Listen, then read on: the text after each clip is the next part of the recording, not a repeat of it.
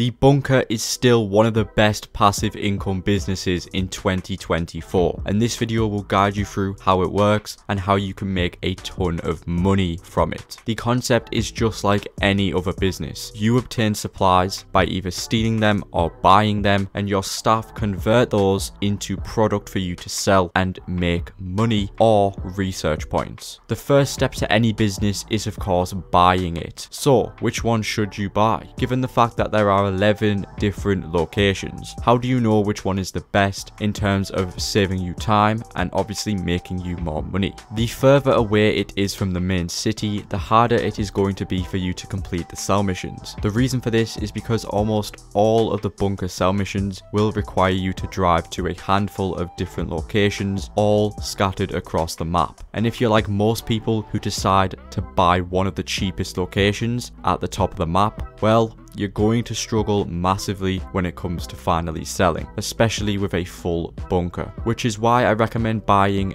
any of these 8 locations away from the top of the map. Believe me, you want to avoid buying the cheapest. Although it is tempting, the cheapest does not always mean the best. However, I would highly recommend purchasing either the Chumash bunker or the farmhouse bunker. Although they are fairly pricey, the location makes up for it, giving you a huge advantage when it comes to both selling and sourcing. Once inside, go ahead and access your bunker's laptop. Here you can manage everything including staff. In this section you will see 3 different options. You can either assign staff to only manufacturing or only research, or even the option to have your staff do both. When you assign your staff to just research, this green bar is going to fill up as long as there is supplies in your bunker. However, if you want to make a lot of money, then assign the staff to just manufacturing, which will only ever fill up the stock level. If you decide to have your staff do both, then each bar is going to fill up, but much slower. So how do you actually get the supplies? There are 2 ways. The first is through stealing them. This will send you out on a 5 to 10 minute mission where, you guessed it, you steal supplies. And if you want to get a full bar of supplies, you would have to do 5 of these missions, which wastes a lot of time. So always buy them, which will cost you $75,000 for a full batch. This entire bar of supplies takes 1 hour and 40 minutes to run out, earning you $100,000. However, if you were to have a fully upgraded bunker, this would increase to $140,000. Only this time it would take 2 hours and 20 minutes to run out. But in terms of money making, the upgrades are very important. So what are they? Inside of the Buy Upgrades tab on your laptop, you can see 3 different upgrades. Equipment upgrade, which is $1.1 million, the staff upgrade, which is $600,000, and the security upgrade, which is $350,000. Go ahead and ignore that one. All that will do is lower the amount of times that your bunker gets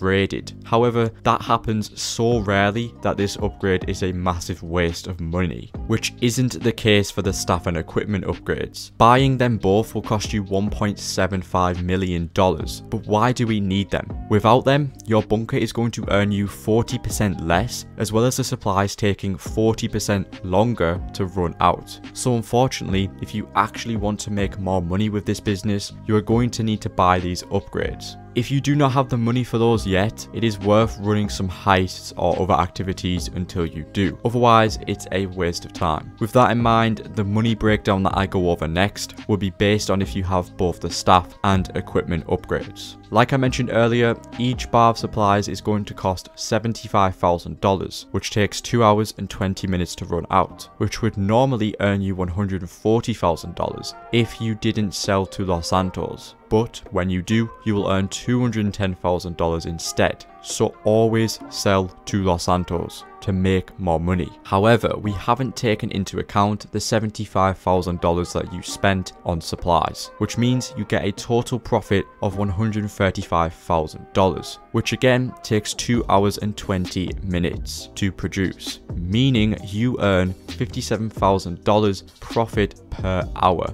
And considering this is a fully passive business, that makes the bunker pretty awesome. But what about the sell missions? Like I said, always sell to Los Santos for more money. However, depending on how many people you are playing with, these missions can be very difficult to complete. as a solo player. No matter what type of session you are in, certain sell missions cannot be completed within the time limit. For every bar and a half of stock that you have, a maximum of 1 sell vehicle is going to spawn. This will continue to go up towards the maximum number of vehicles, which is 4, for a full bar of stock. This full bar will earn you $1,140,000. Again, if you are a solo player, this can be near impossible to sell within the time limit, depending on the type of missions you get. If you get the Phantom Wedge, which is by far the best one to get, you will only ever have to deliver 1 vehicle, no matter how much stock you have, which anyone can easily do. Again, the monster trucks can be done solo, however, there is a 15-minute timer, which if you have 4 vehicles to deliver, that could be a close one.